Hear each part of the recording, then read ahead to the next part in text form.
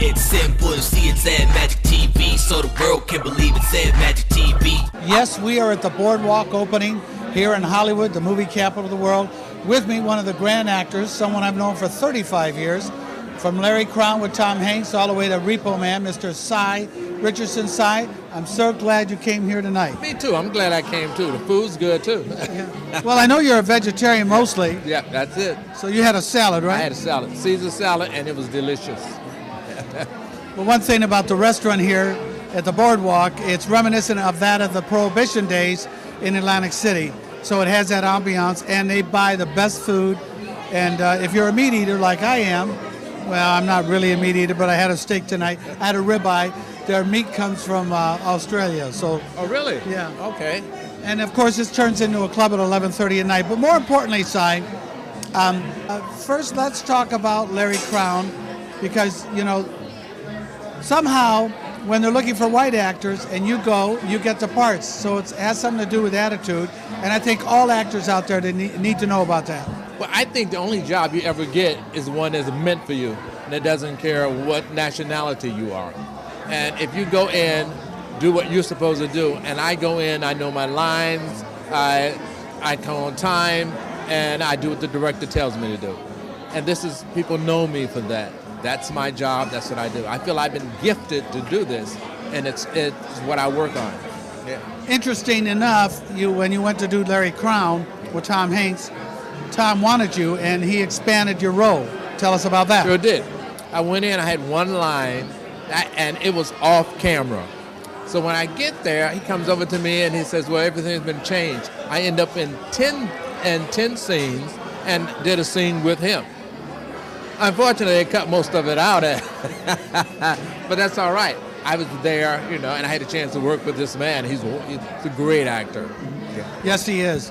When I think about Repo Man and I think about Charles Bronson, because that's when we first met back in the day, which was some 35 years ago, I believe, you became a cult figure, if you will. And during that time, life was very good for you. And then you ran into some problems. But as I understand it, through the miracle of God, your life changed and everything came back to you. Explain. Oh, yeah. What happened is I lost everything. I lost my place to stay. I was sleeping in my car.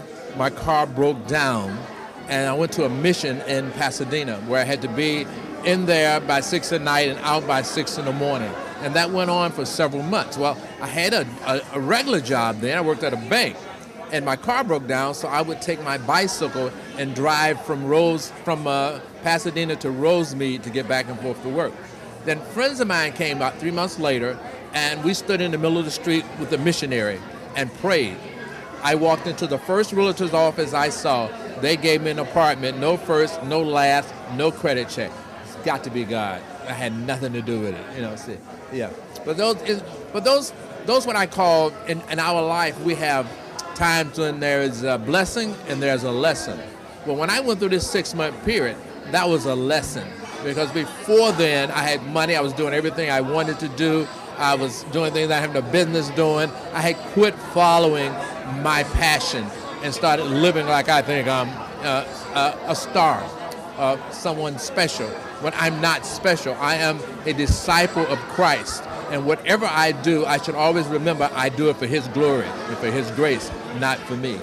And coming back, I realized that, and I got back on track, and things have worked.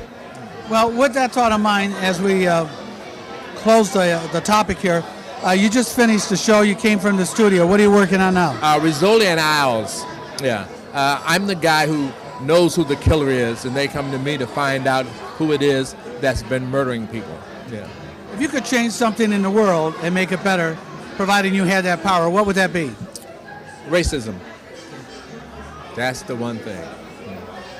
And as we leave on the broadcast, for those people out there that don't believe in the word hope, what would you like to say to them? Prayer, education, and persistence.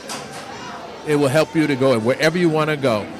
People just say faith, but in the Bible it says faith without action is dead.